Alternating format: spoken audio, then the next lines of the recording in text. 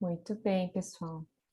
Como a Ju falou, né, a estratégia de portfólio, eu acho que é legal, antes até de da gente entrar, né, numa ferramenta em si, talvez seja marcar um pouco da nossa experiência com ela, né? Algumas tradições dizem que a gente só pode, não que a gente só pode, mas que é muito mais enriquecedor quando a gente passa para frente um conhecimento que ele é vivo, né? Que ele é vivido, experienciado pela pessoa, pela organização. E no caso da Valente, conhecer a estratégia de portfólio, essa forma de olhar os produtos e serviços que a gente poderia oferecer, fez com que a gente entendesse um aspecto bem legal que se chama ponto de equilíbrio, né? Que, então, é a gente cuidar, né, do nosso tempo, do nosso tesouro e do nosso talento. Como é que a gente equilibra isso de acordo com cada troca que a gente vai fazer, né?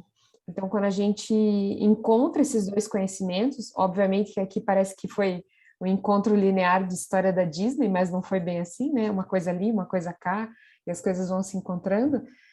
Mas quando essas duas coisas chegam para nós, a gente começa a se dar conta de que a gente, ao olhar ponto de equilíbrio, a gente enxerga quem está à nossa frente, né? E aí a gente começa a ver que a gente pode respeitar o ponto de equilíbrio de quem está chegando e a gente pode também respeitar o nosso ponto de equilíbrio.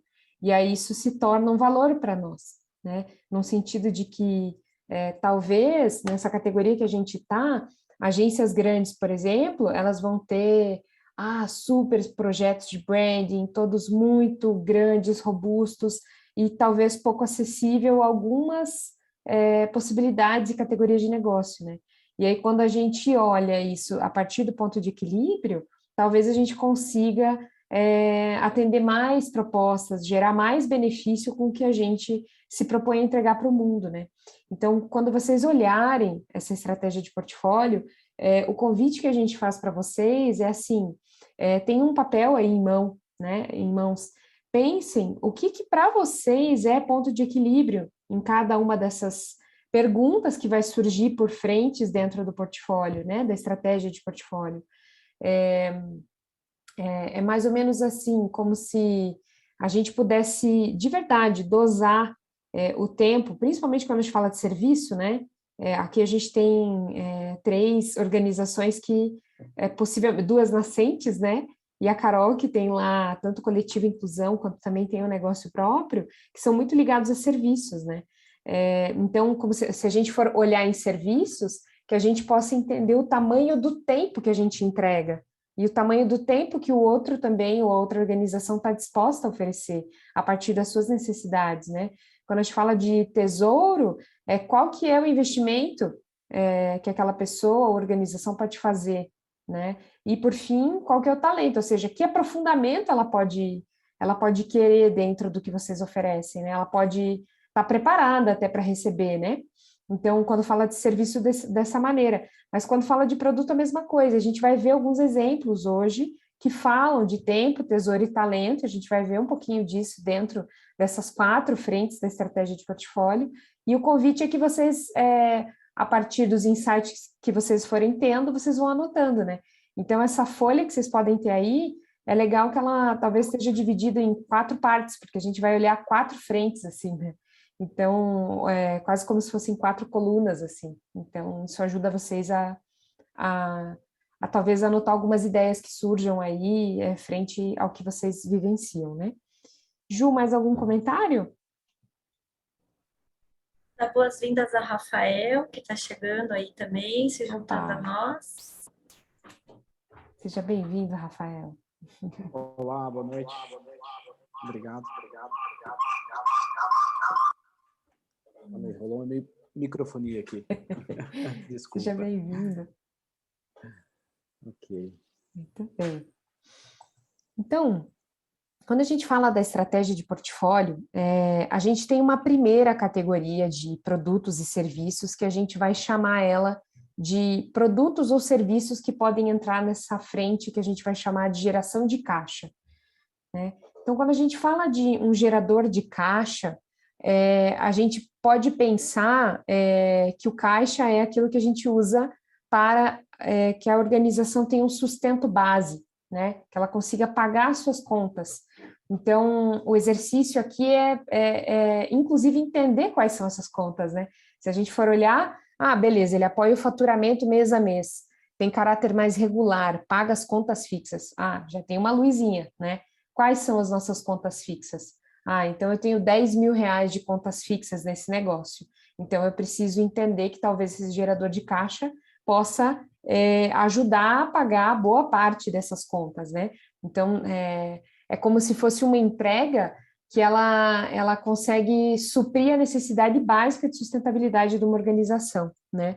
Então, aqui a gente vai ver que tem um volume de vendas, geralmente a característica que vai surgir nesses produtos e serviços são um volume de vendas maior, né? E também uma margem de contribuição, uma margem de resultado, ou de reputação de marca, que talvez ela não é aquele supra-sumo, né? Mas ela entrega uma parte do que a empresa acredita, entrega parte do que ela se propõe a fazer no mundo. Talvez não seja super entrega, mas ela tem isso como característica, né?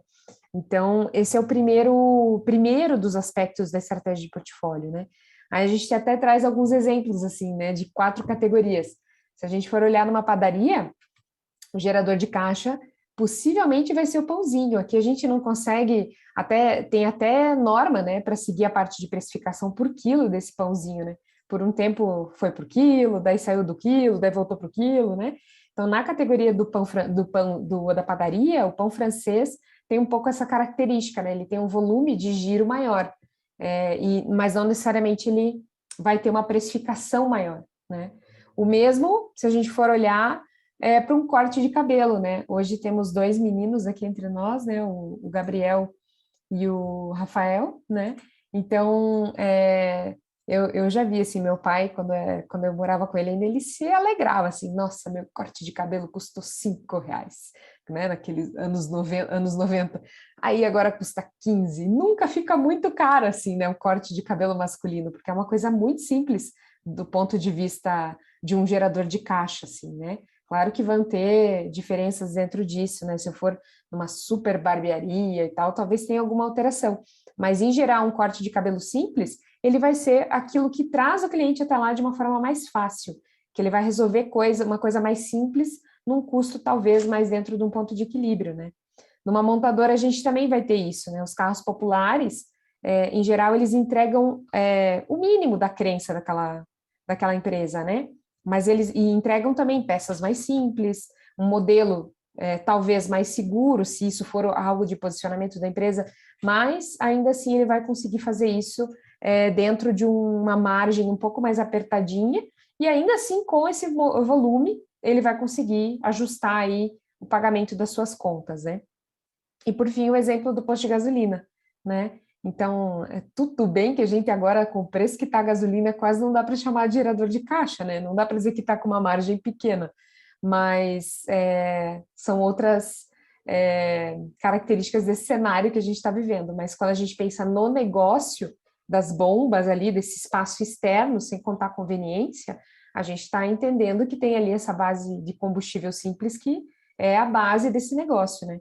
Então, ali é só a gente ver, né? Agora, descobri que tem o Shell Box, né? E no Shell Box, se você paga por ele, você ganha um desconto de 10%. Nesses tempos de margem que eles seguram bem na pontinha do 99 ali, né?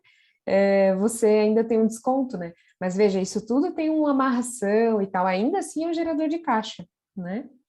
Mais algum comentário aqui, Ju? É curioso quando a gente compara essas categorias, né, que a gente começa a ver, assim, por exemplo, o pão francês, né?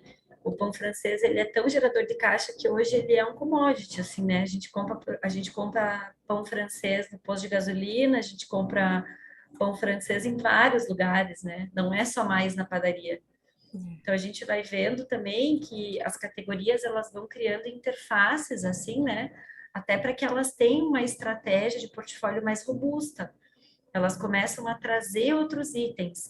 E aí, às vezes, é onde isso também pode dar errado, né? Às vezes a gente traz alguns itens que não tem a ver com o que é o eixo maior da estratégia de portfólio, que é crença e posicionamento, né? Então, A gente sempre tem que lembrar isso, porque a gente poderia colocar uma infinidade de produtos dentro de estratégias de portfólio, mas como que eles se relacionam? Como que esses produtos atendem a uma ou tem uma conexão com o posicionamento da marca? Senão vai acontecer aquele ruído, né? Da gente falar assim, nossa, mas agora eles fazem isso também, né? E aí a gente acaba até tendo uma certa desconfiança de algumas empresas, né? Que passam a vender alguma outra coisa que inicialmente não era o que a gente estava acostumado a comprar, né? E tem, ao mesmo tempo, tem outros produtos que fazem sentido. Então, tem que sempre lembrar, né, que tem um fio, um eixo que passa por dentro dessa estratégia toda, que é o posicionamento da marca. É isso que vai dar esse tom e que vai conectar os clientes, né? Os clientes vão olhar e vão falar, opa, isso faz sentido, né? Uhum. Te ouvindo, eu até lembro das academias, né? Que eles tentam geralmente colocar um café dentro da academia, né? Uma coisa com lanche, shake, tentam fazer. Não sei se vocês já viram, mas geralmente as academias fazem essas tentativas e é bem flutuante. Aquilo fica um tempo e sai. Por quê? Aquilo tem uma característica de um produto muito diferente e eles tentam enquadrar. A gente vai ver a última categoria de produtos e serviços que ela é um pouco isso, assim, ela é uma frente mais diversa, né? Mas dependendo do tamanho do esforço que eu faço para colocar aquilo ali dentro, gera perda de posicionamento, custos muito altos e diversas outras questões que geram de confusão de marca, né? Então tem que ter muita apreciação para isso, de entender que por mais que ele seja um produto de margem menor ou média, que a gente também não pode ficar inventando muito. Se a gente quer inventar, talvez seja melhor a gente ter um outro CNPJ e fazer um outro negócio, né? Então, um pouco assim, né? Na segunda categoria, a gente vai ter os geradores de lucro. A gente pode ler lucro de diversas formas. Lucro, daria para dizer que é como se fosse assim, que resultado esse produto pode trazer para a minha organização, né? Ele pode trazer, inclusive, os 3 T's. Ele pode gerar mais tempo, porque, enfim, eu posso vender menos dele e sobrar um pouco de tempo para eu fazer outras atividades, né? Atender clientes para bono, trazer escolas para experimentar a pista de skate, eu estou inventando aqui, né? Mas várias coisas. Ele pode gerar resultado financeiro também, né? Tesouro. E ele também pode gerar reconhecimento, isso também pode ser uma forma de lucro, né? Então, isso é muito importante da gente pontuar, porque o gerador de lucro, ele é variável. Então, se, por exemplo, assim, né? Eu lembro que a gente tinha um cliente que era fotógrafo, e ele falava assim, eu acho errado ter que pagar pedágio para participar dos projetos em agências de propaganda, ter que fazer trabalhos free, né? Então, beleza, talvez um trabalho com uma agência possa gerar lucro nesse sentido de reputação, mas se aquilo vira uma constante, todos os meses ter aquilo, ele começa a ocupar o tempo e o tesouro e o talento que seriam usados para gerador de caixa, para o próximo produto que a gente vai ver, né? Então, o gerador de lucro, ele é variável, esse é o ponto, né? Senão ele seria outra coisa, né? Ele é variável nesse sentido. Então, diferente do gerador de caixa, ele já tem mais características do posicionamento, ele já tem uma entrega um pouco superior, né? Então, aqui a gente traz, nas mesmas categorias de negócio, né? Então, na padaria, o que a gente vai ver lá? Pão de queijo com provolone. Não sei se vocês já jantaram, né? Mas quem não jantou ainda, um pão de queijo com provolone, né? Ele não tem o preço do quilo de um pão francês, né? Ele já está numa outra categoria. Ele também, às vezes, não é nem o pão de queijo simples, que também pode ser um gerador de caixa, às vezes, né? Mas um pão de queijo com provolone, ele já vem, como diz, já vem com outra coisa, assim, outra coisa especial, né? Quando a gente entra nessa questão de salão, né? Uma hidratação, um tratamento no cabelo, que eles fazem aqueles combos, às vezes, né? Tu corta, tu hidrata e boa, né? Às vezes isso pode ser um gerador de lucro, porque aí ele consegue colocar dentro do mesmo serviço algo que é só uma aplicação que vai usar mais alguns minutos ali, né, da pessoa. No posto de gasolina, quem nunca foi abordado para trocar óleo, trocar filtro, né? Não, mas vamos aproveitar essa semana, você não tem um tempinho, vamos olhar, o cara já vai abrindo ali para pôr água, já pergunta, né? Então, ele já vendeu ali, geralmente, o pãozinho dele, que é o combustível, aí ele tá lá assim, né? Ah, então, mas você não quer olhar, não quer revisar, né? E aí os próprios automóveis, né? Que aí começam a colocar coisas, começam a colocar entregas maiores e melhores em design, principalmente, em entregas de motor, em entregas de tipos de roda, começam a deixar aquilo um pouco melhor para que isso possa ser colocado nessa categoria de gerador de lucro, né? Ju, algum comentário aqui? Acho que é legal frisar, né, como a Lidy trouxe no início, assim, né, que são produtos que ele tem mais expressão com o posicionamento da marca. Então, são produtos que vão ter um pouco mais dessa conexão, né? E aí, quando a gente fala em serviço, então aqui a gente está, né, a gente tem muitas pessoas de serviço e não produto propriamente, né? É como se esse serviço ele começa a ser um pouco mais complexo. O nosso gerador de caixa, eles são aquele produto que a gente entrega e resolve, faz muito facilmente, sabe? É como se a gente já tivesse desvendado aquilo, né? Então, aquilo a gente faz muito, de forma muito simples, assim. Aquilo para quem está oferecendo aquele serviço é muito simples. Aqui no gerador de lucro, a gente já começa a entrar num lugar um pouquinho mais complexo, sabe? Então, aí a gente começa também a sofisticar um pouco mais a entrega, né? Porque quando se fala em serviço, é um pouco mais difícil, né? O pão de queijo a gente adiciona o provolone e pronto, né? Ele ficou mais gostoso, né? Eu posso dizer que ele é um gerador de lucro, eu aumento um pouquinho a margem e a pessoa compara facilmente. Então, no serviço, a gente começa a sofisticar um pouco mais as entregas, né? Então, isso aqui já é o que é como se fosse assim, no gerador de caixa, a gente avança um pouquinho mais na própria entrega em si do serviço. Muito bem verdade isso. Essa sofisticação ela pode ter a ver com o tamanho também dessa entrega e dependendo do público, né? Também vai depender do público. E também de tempo, talento e tesouro, né? Como a Lidy falou lá no início, né? Então, aqui é como que o meu tempo do meu serviço, ou o talento que eu coloco nesse serviço que eu estou entregando, estão envolvidos, né? Então, pode ser que eu tenha mais talentos envolvidos, né? Quando eu tenho uma equipe ou o meu próprio talento, eu tenho mais tempo para fazer aquilo, né? Eu preciso de mais tempo para fazer aquilo. Então, a gente começa a olhar também, e isso vai ter um impacto em tesouro, obviamente, porque eu vou ter uma margem maior, né? A partir do momento que eu envolvo mais talentos e mais tempo, eu preciso ter um ticket médio mais alto. Então, aí a gente vai vendo como que esses T's também vão se conectando, né? Para a gente gerar um ponto de equilíbrio. É muito raro eu ter um gerador de lucro que que ele tem um valor mais baixo do que um gerador de caixa, né? Então, isso começa a nos ajudar a balizar também como é que estão as nossas entregas para o mercado.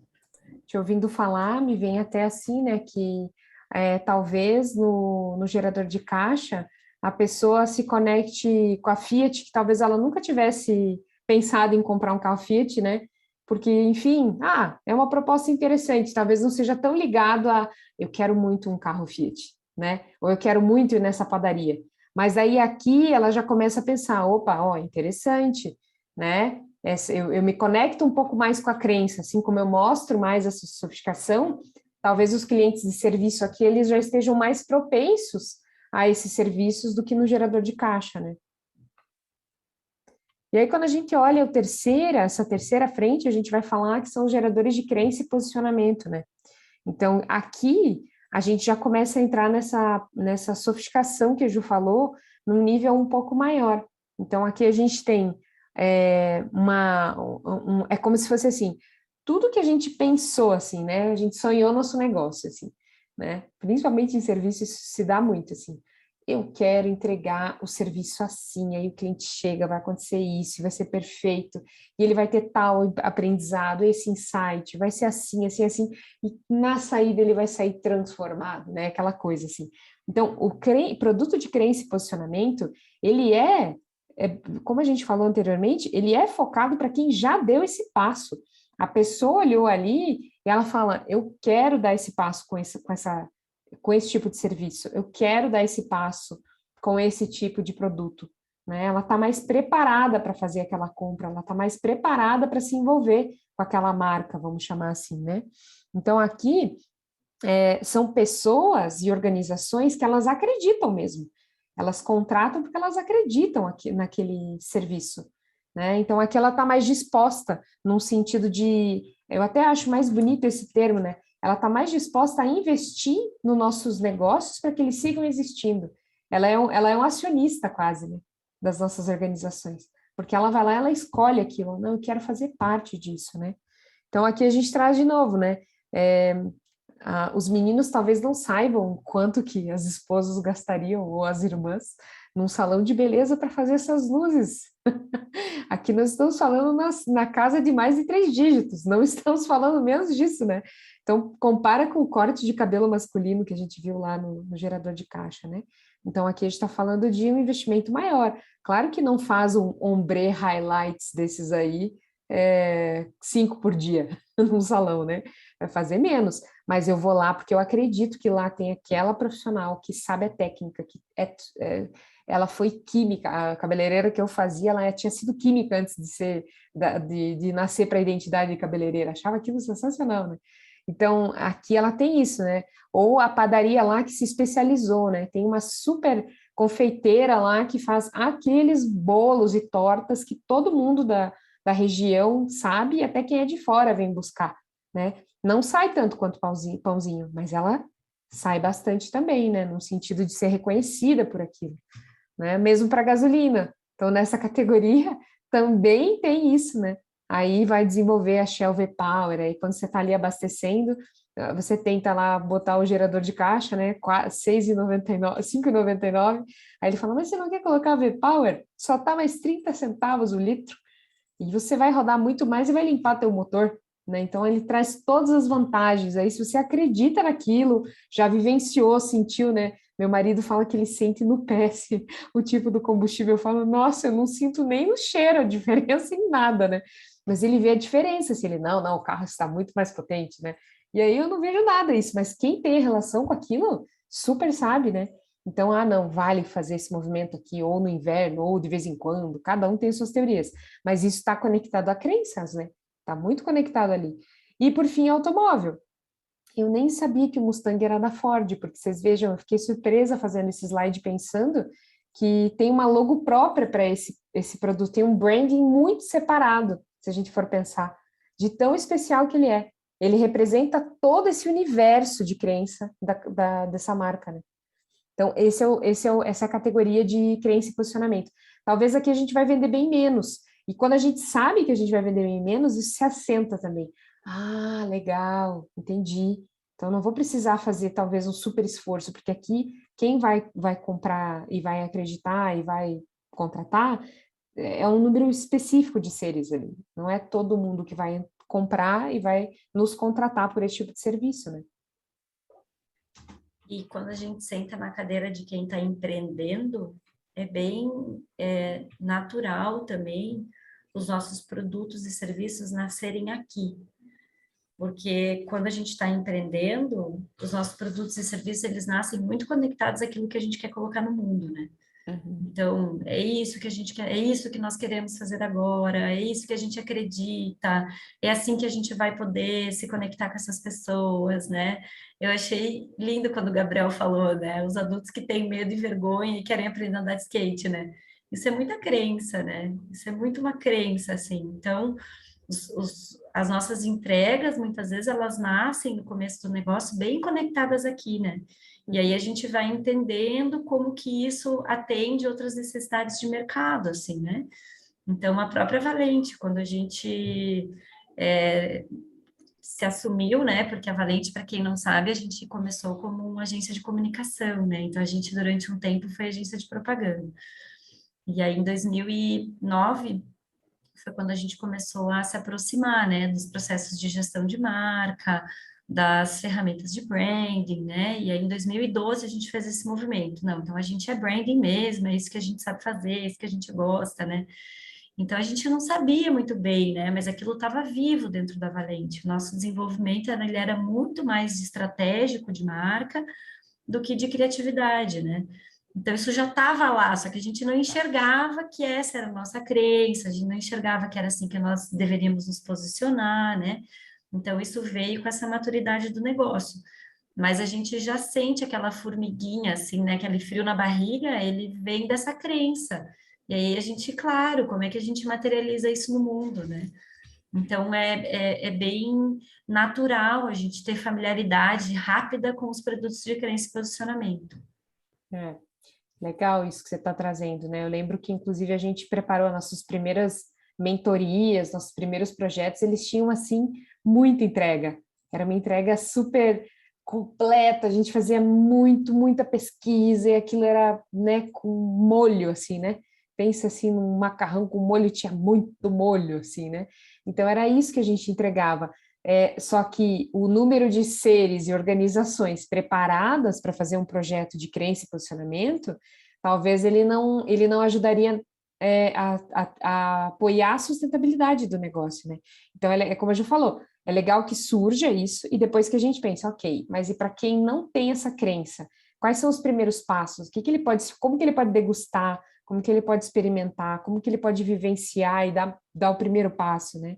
Então, esse é um ponto, assim, né? E, por fim, a gente tem o mix.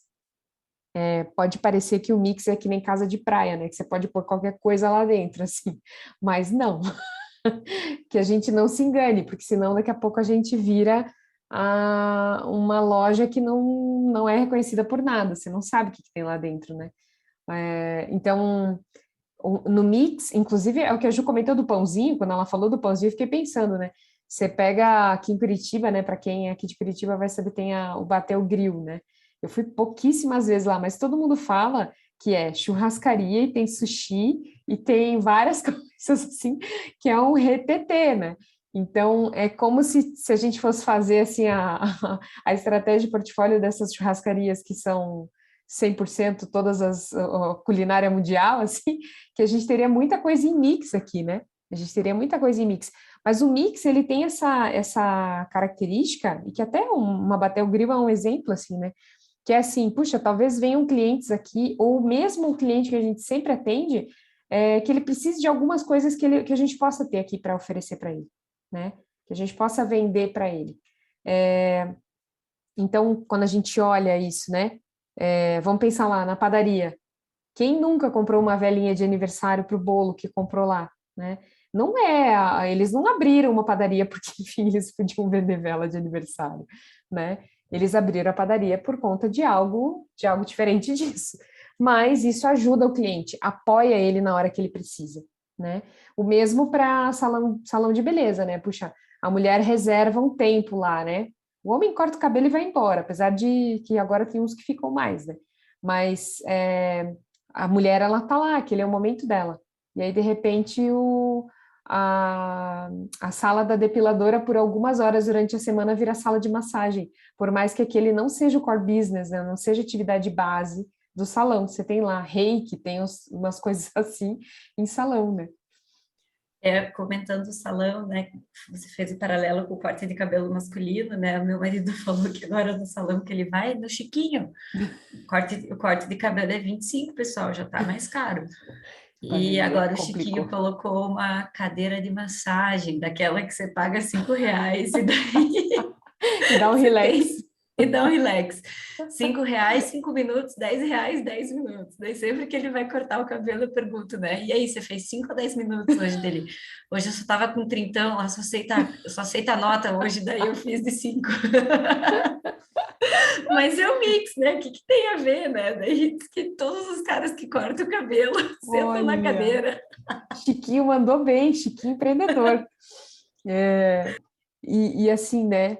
Por exemplo, a Ford. Eu ia trazer um outro exemplo que a Ju adora de eu falar que a Ford tem liquidificador, air fryer. Vocês não acreditam, mas ela tem. Se vocês pesquisarem eletrodomésticos Ford, vocês vão ver que existe uma linha toda paralela da Ford de eletrodomésticos que a gente não consegue entender por quê. Então, como fica difícil até de olhar no portfólio, dar um tilt, dar a tela azul, né?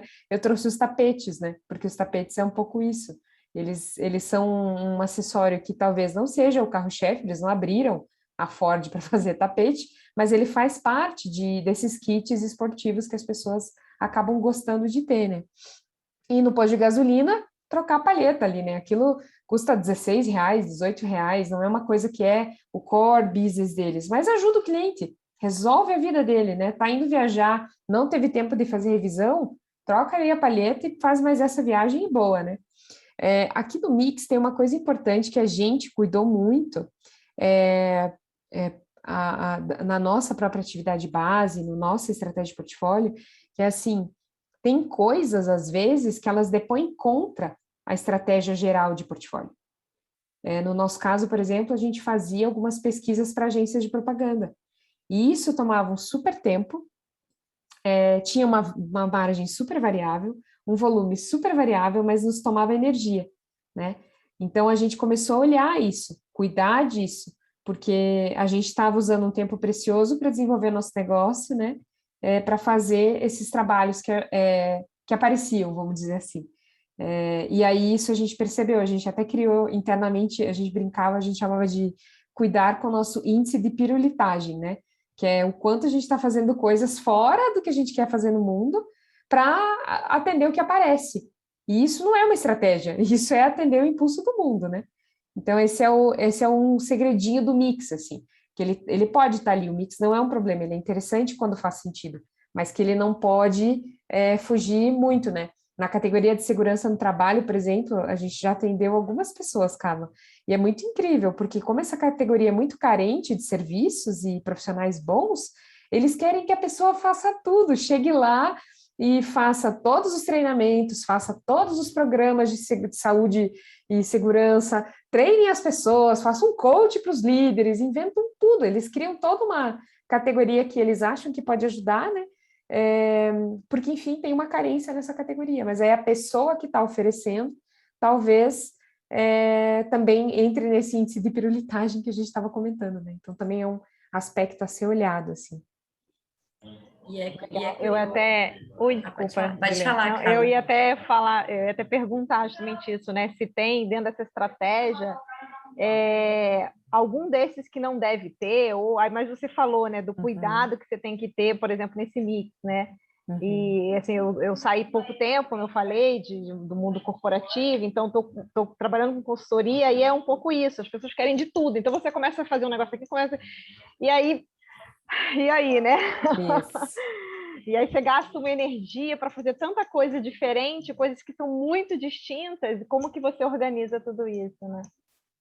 E na consultoria, Carla, tem uma questão que é assim, né? Muitas vezes a gente tem o conhecimento e a habilidade, a gente sabe fazer, mas aquilo não é o que a gente quer entregar em termos de estratégia de portfólio. Então, exatamente. por exemplo, né, que aconteceu conosco, a gente foi agência de propaganda há muitos anos, então a gente tem esse conhecimento, né, de agência de propaganda. A nossa formação inicial foi essa, né? A Valente, durante quantos anos, Didi, que a gente foi agência? 2005 a 2012, 7 Então, anos. esse Primeiro tempo nós setembro. somos, né? Esse tempo a gente foi agência. Então, as pessoas, né, na transição seguiam perguntando, né? Mas aí vocês podem criar a campanha, a logomarca e a gente sabia fazer aquilo, né? Mas e aí é um tempo assim de muita reflexão, né? Porque aí Muita você tentação. tem muita tentação, porque aí você tem uma necessidade de sustentar recurso financeiro e aí isso aparece, né? Então, tem uma transição que acontece também, né? No próprio estabelecimento da estratégia de portfólio. Porque, às vezes, a gente precisa, né? A gente teve momentos, assim, da nossa história da Valente que a gente... Bom, esse índice de pirulitagem, ele depõe contra o nosso portfólio, mas nesse momento a gente precisa fazer isso, porque senão o banco vai ligar aqui, né? Então, tem momentos assim, que aí, mas aí o que que é isso? Isso é uma decisão consciente, né? Eu entendo por que que eu estou fazendo isso, né? E aí o que que eu preciso cuidar para regenerar recurso, né? Então é esse olhar mais amplo, assim.